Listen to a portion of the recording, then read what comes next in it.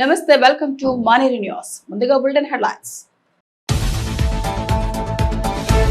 ప్రజాస్వామ్యానికి విరుద్ధంగా ఎన్నికల కమిషన్ నియామకం, మోదీ ప్రభుత్వంపై సిపిఐ జాతీయ నేత చాడా ఫైర్. మర్రిచెట్టు కింద ఊసరవిల్ల మాజీ మేయర్ సునీల్, కుట్రలు కుతంత్రాలకి సాగవన సుడా చైర్మన్ కోమటిరెడ్డి. చిన్నారుల మీద పదును ఆకట్టుకుంటున్న సైన్స్ ప్రదర్శన. కుక్క స్వైర విహారం, 8 మందికి గాయాలు, సిరిసిల్లలో సంఘటన. Welcome back. ప్రజాస్వామ్యానికి విరుద్ధంగా సుప్రీంకోర్టులో విచారణ కొనసాగుతుండగా ఎన్నికల కమిషన్ ను మోదీ ప్రభుత్వం ఎలా నియమిస్తుందని ప్రశ్నించారు సిపిఐ జాతీయ నేత చౌడా వెంకటరెడ్డి. కరీంనగర్ బద్దం ఎల్లారెడ్డి భవన్లో ఆయన మీడియాతో మాట్లాడారు. తెలంగాణలో కాంగ్రెస్ ప్రభుత్వం చేపట్టిన కులగణనను స్వాగతిస్తున్నామని, ఇదే తరహాలో దేశవ్యాప్తంగా కులగణన చేపట్టాలని బీజేపీ ప్రభుత్వాన్ని ఆయన డిమాండ్ చేశారు. పార్టీ ఫిరాయింపులపై బీఆర్ఎస్ పార్టీ మాట్లాడటం విడ్డూరంగా ఉందని, గత ప్రభుత్వ హయాంలో ప్రతిపక్ష పార్టీ లేకుండా చేరని కుట్రతో ఇతర పార్టీలు ఎమ్మెల్యేలను చేర్చుకున్న విషయాన్ని గుర్తు చేశారు చాడా. మేడిగడ్డపై జ్యుడిషియల్ విచారణ జరుగుతున్న నేపథ్యంలో రాజలింగం హత్యపై అనేక అనుమానాలు కలుగుతున్నాయని, దీనిపై సమగ్ర విచారణ చేపట్టి బాధ్యులకు శిక్షలు పడేలా చూడాలని ప్రభుత్వాన్ని కోరారు. పట్టభద్రుల ఎమ్మెల్సీ ఎన్నికల్లో కాంగ్రెస్ అభ్యర్థి అల్ఫోన్స్ నరేందర్ రెడ్డి గెలుపు కోసం సిపిఐతో పాటు అనుబంధ సంఘాల ప్రతినిధులు ప్రచారం చేయాలని పిలుపునిచ్చారు. ఈ సమావేశంలో సిపిఐ జిల్లా కార్యదర్శి మరియ వెంకటస్వామి, ఏఎస్ఎఫ్ రాష్ట్ర అధ్యక్షుడు కసిరెడ్డి మణికంఠరెడ్డి, సిపిఐ జిల్లా కౌన్సిల్ సభ్యులు పైడిపల్లి రాజు, వామండ్లపల్లి యుగేందర్, న్యాలపట్ల రాజు, భువనగిరి మహేందర్ పాల్గొన్నారు. ఇప్పుడు ఎవరైతే ఏ పార్టీ పేరు చట్టం చెప్తుంది, ఏ గుర్తు మీద వెళ్తే ఆ గుర్తు పార్టీ మారితే దాన్ని రాజీనామా పెట్టారు. ఆ పద్ధతి రాజీనామా పెట్టకుండానే 2/3 అంటే 18 మంది ఉంటారు అనుకోండి ఎమ్మెల్యేలు, 12 మంది పార్టీ మారితే అధికార విశ్వంలో మారచ్చు. అట్లాంటి వెసులుబాటు వేయించి తర్వాత స్పీకర్ దగ్గర పెండింగ్లు ఉంటాయి కదా అసలు అది ఎంతకాలం గతంలో కూడా అట్లాగే ఇప్పుడు కూడా అదే తను జరగాలి.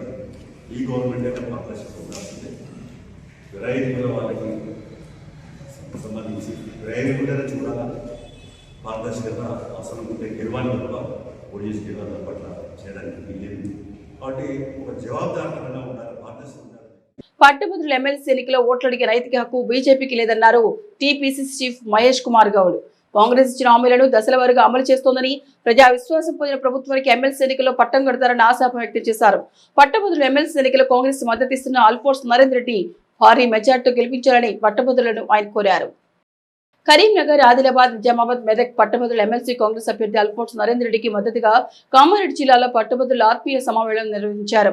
ఈ కార్యక్రమానికి ముఖ్య అతిథులుగా మహేష్ కుమార్ గౌడ్ తో పాటు ఇన్ఛార్జి మంత్రి జూపల్లి కృష్ణారావు, మాజీ మంత్రి షబ్బీర్ అలీ, కాంగ్రెస్ ఎమ్మెల్యేలు హాజరై మాట్లాడారు.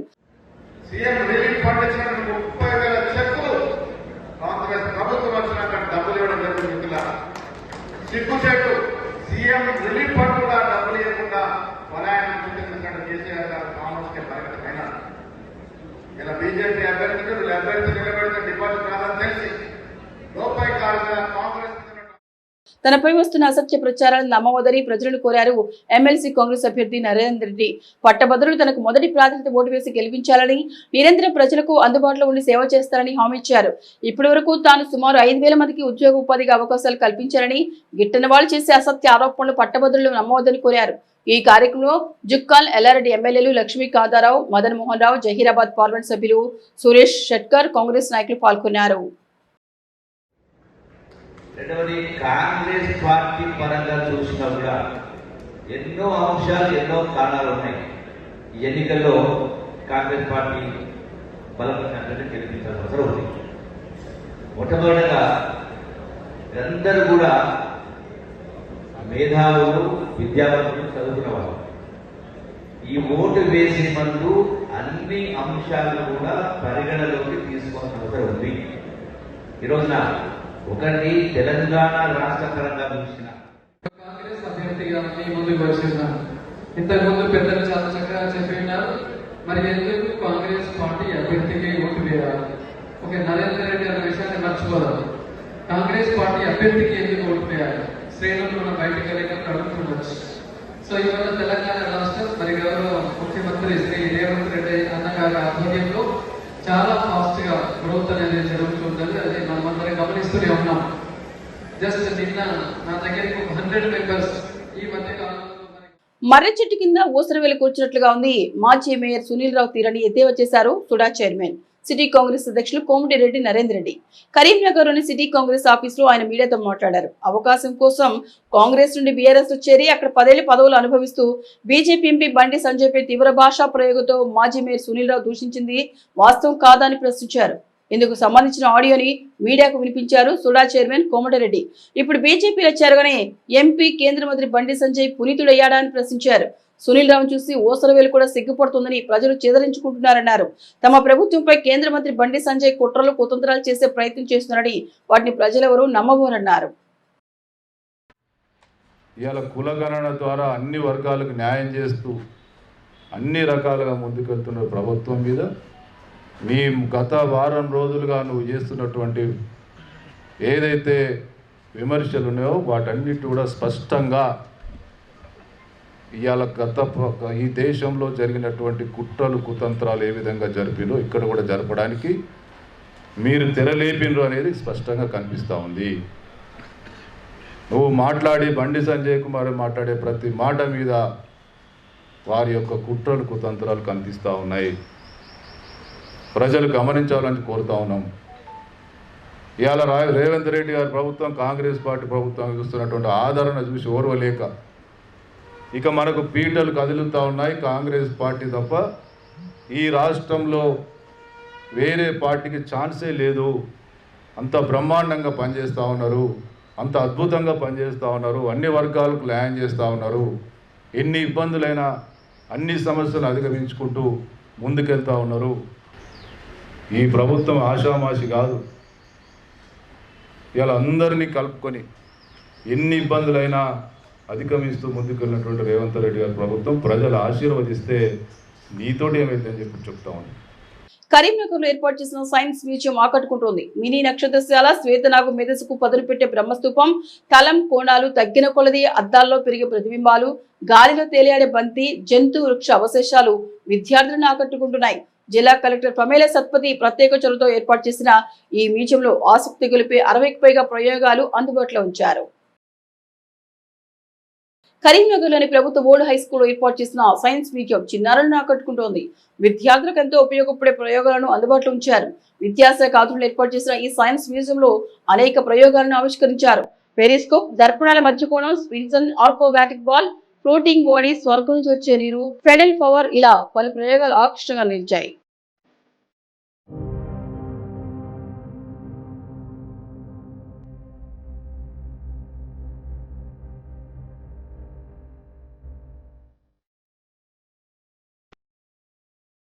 కరీంనగర్ జిల్లా సైన్స్ మ్యూజియంలో భౌతిక, రసాయన, జీవ, గణిత శాస్త్రాలతో పాటు వాటి అనుసంధానంతో ఆలోచింపజేసే ఆసక్తికర 60కి పైగా ప్రయోగాలను అందుబాటులో ఉంచారు. విద్యార్థులు శాస్త్రీయ దృక్పథాన్ని పెంపొందిస్తున్నాయి. జంతు వృక్ష అవశేషాలను రసాయన గాజు జాడీలో నిల్వ చేసి ప్రదర్శనగా పెట్టారు. గోడలకు ఏర్పాటు చేసిన సైన్స్ విషయాల బోర్డులు, డైనోసారస్ బొమ్మలు స్టూడెంట్స్ ను ఆకట్టుకుంటున్నాయి. కరోనా కారణం వల్ల కొన్ని ఇతర కారణాల వల్ల 2004 వరకు సైన్స్ మ్యూజియం నడవలేదు. జిల్లా కలెక్టర్ ప్రమేల సత్పతి గారి ఆదేశాల మేరకు మళ్ళీ ఈ మ్యూజియం ప్రారంభిస్తున్నాం. అన్ని ఎక్స్పర్ట్స్ కూడా పనిచేస్తున్నాయి. గతంలో ఉమ్మడి జిల్లా నుంచి అందరూ కూడా వచ్చి విజిట్ చేసేవారు. ఇప్పుడు కూడా విజిట్ చేయవచ్చు. ఎలాంటి ప్రవేశ రుసుము లేదు. ఆదివారం తెరవబడి ఉంటుంది. కరీంనగర్ తో పాటు పెద్దపల్లి, రాజన్న సిరిసిల్ల, జగిత్యాల జిల్లాల పాఠశాలల విద్యార్థులు కూడా ఈ మ్యూజియం ను సందర్శించే అవకాశం కల్పించారు. ప్రతి సోమవారం సాధారణ సెలవు దినాలు మ్యూజియం మూసివేస్తారని, మిగతా రోజుల్లో ఉదయం 10 గంటల నుంచి సాయంత్రం 5 గంటల వరకు ఇది తెరిచి ఉంటుందని జిల్లా సైన్స్ అధికారి జైపాల్ రెడ్డి తెలిపారు. కరీంనగర్లో ఉన్నటువంటి డిస్ట్రిక్ట్ సైన్స్ మ్యూజియంకు రావడం జరిగింది. మరి గౌరవ కలెక్టర్ గారికి ప్రత్యేకించి ధన్యవాదాలు. కరోనా సమయంలో కూడా నడవనటువంటి దాన్ని మళ్ళీ ప్రారంభించి అందులో ఉన్నటువంటి అన్ని ఎగ్జిబిట్స్ మరి ప్రదర్శనకు తీసుకురావడం వల్ల విద్యార్థులు కూడా సైన్స్ వాల్యూ స్కిల్స్ అన్నీ కూడా పెరుగుతాయని, వైజ్ఞానిక విలువలు మరి ఇవన్నీ కూడా వాటిని చూసుకుంటూ చక్కగా నేర్చుకుంటారని, మరి వాళ్ళ లోపల జిజ్ఞాస అనేటువంటి పెంచి వాళ్ళ కూడా స్కిల్స్ పెరుగుతాయనేటువంటి దానికి మేము కలెక్టర్ గారికి చెప్తున్నాం. మరి దీన్ని మ్యూజియంలో ముఖ్యంగా ప్లానిటోరియం అనేది చక్కటి ప్రదర్శన ఉన్నది విద్యార్థులకు. తర్వాత ఫ్లోటింగ్ బాడీ, తర్వాత ఆప్టిక్స్ సంబంధించినటువంటి ఇన్ఫర్మేషన్ చాలా చక్కగా ఇందులో మేము వివరిస్తున్నాం. తర్వాత యాంటీ గ్రావిటీకి సంబంధించినటువంటి ఆబ్జెక్ట్ అంటే గ్రావిటీకి వ్యతిరేకంగా ఎలా పనిచేస్తుంది అనేది విద్యార్థులు చక్కగా విన్నారు. ఆ తర్వాత గైరోస్కోప్కు సంబంధించి అది కూడా చాలా చక్కగా విద్యార్థులు నేర్చుకున్నారు. మరి జిల్లాలో ఉన్నటువంటి అన్ని పాఠశాల విద్యార్థులు ఈ మ్యూజియంను సందర్శించి వారి లోపల శాస్త్ర సాంకేతిక నైపుణ్యాన్ని డెవలప్ చేసుకోవడానికి ఇది ఒక మంచి ప్రదేశంగా మేము భావిస్తున్నాం. కరీంనగర్ జిల్లా చొప్పదండి మండలం రాగంపేటలో శ్రీ వెంకటేశ్వర స్వామి వార్షిక బ్రహ్మోత్సవాలు అత్యంత ఘనంగా జరుగుతున్నాయి. ఈ నెల 16న ప్రారంభమైన ఉత్సవాలు 24 వరకు కొనసాగనున్నాయి. ఇందులో భాగంగా గురువారం సేవాకాలం, యాగశాల ప్రవేశం, అగ్ని ప్రతిష్ఠ, ధ్వజారోహణం, కుంభరాధనలతో పాటు సాయంత్రం చొప్పదండి సాయి భజన మండలిచే భక్తి గీతాలు, పారాయణాలు జరిగాయి. గ్రామస్తులతో పాటు చొప్పదండి నుండి భక్తులు పెద్ద సంఖ్యలో తరలి వచ్చారు. రాజన్న సిరిసిల్ల జిల్లాలో కుక్క స్వైర విహారం చేస్తుంది. పట్టణంలోని సుందరయ్య నగర్ లో 8 మందిపై దాడి చేసి గాయపరిచింది శునకం. బాధితుల్లో 2 సంవత్సరాల పాప కూడా ఉంది. గాయాల పాలైన క్షతగాత్రులను చికిత్స నిమిత్తం హుటాహుటిన ప్రాథమిక వైద్యశాలకు తరలించారు. బాధితులు ప్రాథమిక వైద్యశాల చికిత్స పొందుతున్నారు. కుక్క 8 మందిపై దాడి చేసి కరవడంతో ప్రజలు బయటకు వచ్చేందుకు జంకుతున్నారు. ఇటీవల పట్టణంలో కుక్కల బెడద ఎక్కువైందని కుక్కల బారి నుండి కాపాడాలని స్థానికులు కోరుతున్నారు. ఈ సందర్భంగా వైద్యాధికారి మాట్లాడుతూ కుక్కల దాడిలో గాయపడిన వారికి ప్రథమ చికిత్స అందించి వారికి యాంటీ రాబీస్ వ్యాక్సిన్ వేశామని తెలిపారు. ఇందులో కొంతమందికి తీవ్ర గాయాలుగా వారికి ఇమ్యూనోగ్లోబిన్ ఇంజెక్షన్ వేశామని ఆమె తెలిపారు. ఏమనకుండానే దానంతట అదే వచ్చి కలిసింది. అలా మన దగ్గరికి 8 కేసెస్ వచ్చినాయండి. అందులో ఒక 2 years పాప కూడా ఉంది. వాళ్ళందరికీ ఇంజెక్షన్ టీటీ ఇప్పించాము and anti rabies virus injection కూడా వ్యాక్సిన్ కూడా ఇప్పించాము. వాళ్ళు మళ్ళీ ఫాలోఅప్ కోసం రావాలి మా దగ్గరికి. అందులో కొంతమందికి ఇంకా డీప్గా కూడా కట్ అయింది, లోపలికి కూడా దిగింది. అలాంటి వాళ్ళకి ఇమ్యూనోగ్లోబులిన్స్ అని కూడా పెట్టాము. సో ఇదంతా మన దగ్గర ట్రీట్మెంట్ ఇవ్వబడింది. 8 మెంబర్స్కి కేసెస్ వచ్చింది. సేమ్ డాగ్ అయినందువలన మేము ఆల్రెడీ మున్సిపాలిటీ వాళ్ళకి కూడా కాల్ చేసి మాట్లాడాము. ఫ్రమ్ ఆర్ సైడ్ మాట్లాడి వాళ్ళకి ఇలా ఇన్ఫర్మేషన్ అంతా ఇచ్చాము. ఇమీడియట్గా డాగ్ని ఇక్కడ నుంచి తీసుకెళ్ళమని కూడా చెప్పాము.